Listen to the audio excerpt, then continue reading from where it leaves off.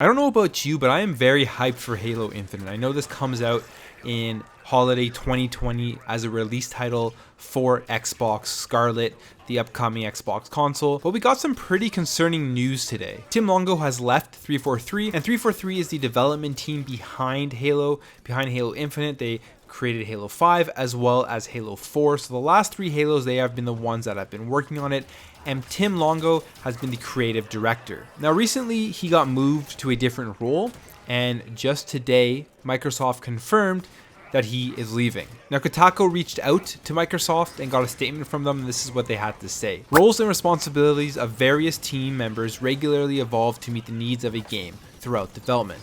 We have recently had two changes to the Halo Infinite development team.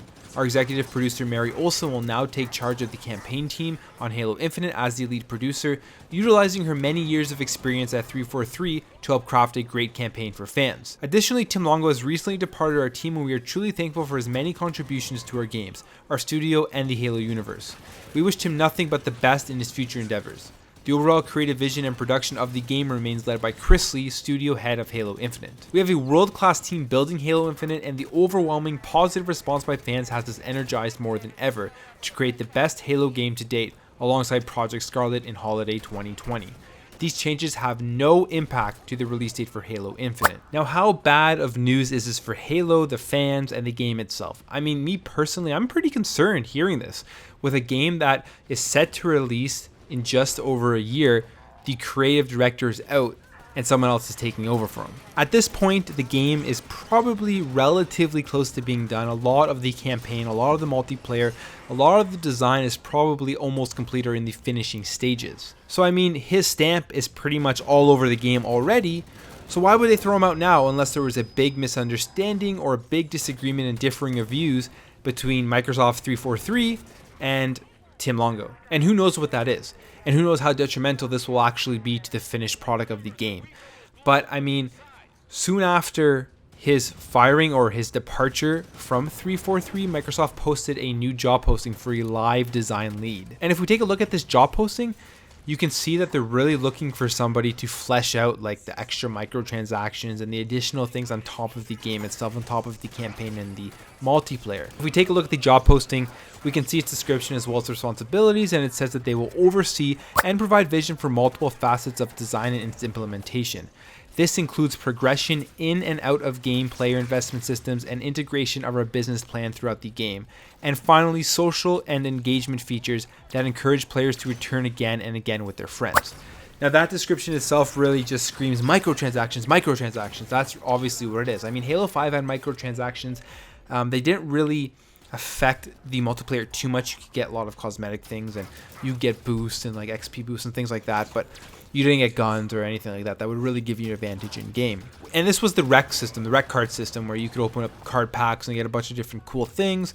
And in the certain game mode, you could get like vehicles, and you could throw those cards in to use those vehicles. And it was more in the war game mode that was used a lot. So there was that, and I feel like they're gonna have something very similar in Halo Infinite. And then we look on to the responsibilities, and one thing that really stands out for me is the design and deliver of AAA player investment experiences that focuses on our fans and their desire to express their passion for our franchise, including but not limited to microtransactions. So really what this means is obviously there's going to be like the cosmetic stuff that a lot of games have through microtransactions, and Tim Longo, being the creative director, probably had a lot of say and the final sign off on a lot of these creative designs. And maybe this is where they butt heads. Maybe he was like, with the way that the industry is going, if you look at a lot of games now that are taking out microtransactions, that are taking out DLC, and they're giving all that stuff to players for free, maybe he didn't want anything to do with that anymore, and he didn't want that to be in Halo Infinite. And 343, or Microsoft specifically, probably was pushing it on him to make sure that that stuff was in there and to have good creative designs. Now, this is all just speculation from my end. I mean, I don't actually know why he left. I don't think anybody will know why he left for a while. He probably had to sign some non-disclosure agreement. He probably had to sign some stuff that he won't talk about any of this, at least until after the game is released, or a few months after the game is released. We probably won't know for a very long time. But I mean, when you put two and two together, this job posting coming out and them looking for microtransactions, and then he being the creative design lead and everything, and he's having to be the one that signs off on this stuff. I mean, he probably didn't want it in there, and Microsoft, being the publisher, did want it in there, and they probably butt heads. But who knows? This is just what I think. I am a little bit concerned, being a huge Halo fan, being somebody who has loved this franchise since the first Halo, one of my favorite video game franchises of all time. And I know Halo 5, the campaign, wasn't that great, I'd have to admit. Like, I enjoyed playing it. It still had that great Halo fun, great Halo mechanics, but the story and everything itself was a little lackluster, and you didn't get to play as Master Chief that much.